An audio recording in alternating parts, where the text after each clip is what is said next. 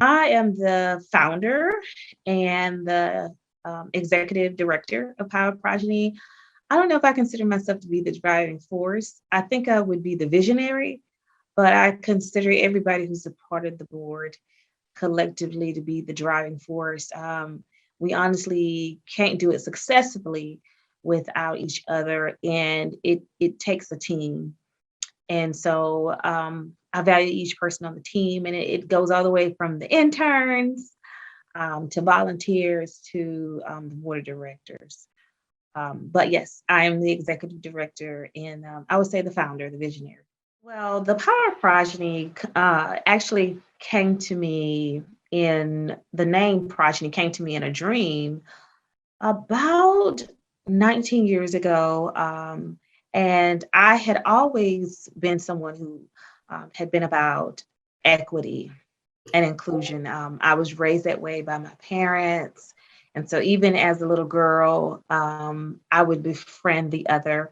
I really took the ideals of the Bible very seriously. So how I was raised in my household. And so would befriend those that people wouldn't always speak to. So like the deaf child or I rode a bus and they were all African American kids. And so we had only two Caucasian students who were on the bus, and I would befriend those students and just, always willing to lend a helping hand when I was younger. It did put me in a position where I was bullied as well often, but I just felt so strongly about it that it became a part of me. And so I continued that even as an educator and a community activist. And so once I became an educator and students came to me wanting to start a party club, I said, no, we can't do that. We need to do something more impactful. And what about if we do something that's more inclusive? So Progeny came to me in a dream. The acronym stands for Pioneers Reaching Out for the Greater Elevation of Our Nation's Youth. And when I first started it, it was with African American students. And then as I continued on, I realized, as we were planning these programs and implementing heritage events, I said, you know what? There are other students out there who really need a place and need a voice. And so I really started, Progeny became a multicultural club in the school that I work at. And I carried it to the schools that I have worked at. And so after that, I said, you know what? 2020, and this was really pre a lot of the Black Lives Matter marches. I just heard this voice that it's time to make this national, because over the years I've seen the impact with the graduates, in their jobs, in their prospective fields, just how they've used the ideals of Progeny wherever they've gone.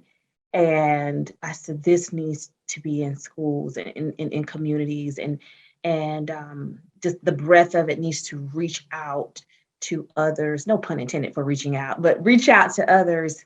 And so I turned it into a nonprofit, and the goal is that we have this implemented in schools and community organizations. Right now, we are still in that process. We thankfully have a school that has signed on. So we are still in the process of getting more to sign on, and we are eager for that. Um, like I said, I know for some people it's just so much going on with teachers and you know um, teacher retention, teacher turnover, because just bus drivers. So I understand, and I do believe in due time we'll have more. Um, and so I'm just, continuing to stay out there and connect with people.